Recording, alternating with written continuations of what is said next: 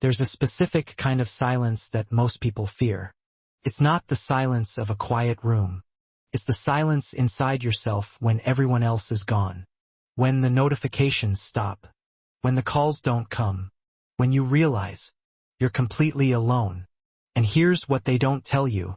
That silence is not your enemy. It's your greatest teacher. We've been taught that loneliness is weakness. That if you're alone, something must be wrong with you. Society screams at us. Stay connected. Stay busy. Stay surrounded. But the greatest minds in history, they knew something different.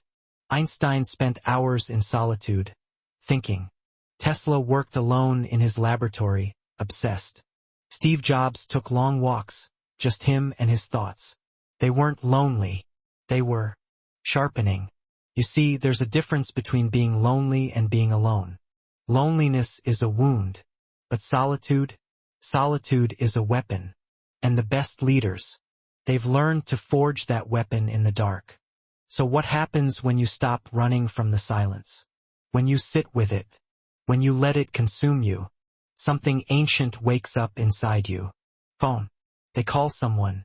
Anything to escape. But if you stay, you start to understand something profound. That voice isn't you. Those fears, they're just echoes of other people's expectations.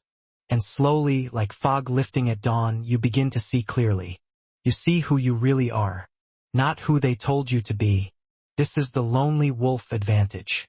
While everyone else is seeking validation from the crowd, you're building something deeper. Inner peace, emotional intelligence, self-awareness, the kind of strength that doesn't need an audience. Now here's where it gets interesting. Ever notice how the best leaders seem different? They're calm when everyone else panics. They make decisions while others freeze. They walk into chaos and bring order. That's not natural talent. That's not luck. That's the result of 10,000 hours spent alone with their thoughts. Processing, reflecting, growing. See, when you're comfortable being alone, you stop needing people to complete you. You stop seeking approval. You stop fearing rejection. And that makes you dangerous. Not dangerous in a destructive way. Dangerous because you can't be manipulated. You can't be controlled. You've already faced the hardest opponent, yourself, and won. So when challenges come, when people doubt you, when the world says no, it doesn't shake you, because you've already walked through the fire of your own loneliness, and you came out forged in steel. But here's the beautiful paradox.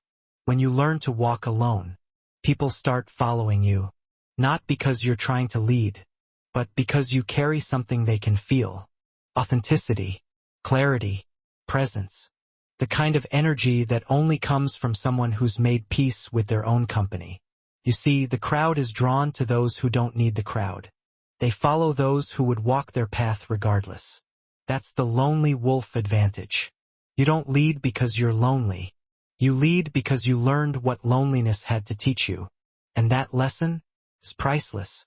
It's the difference between a boss and a leader, between noise and wisdom, between existing and truly living.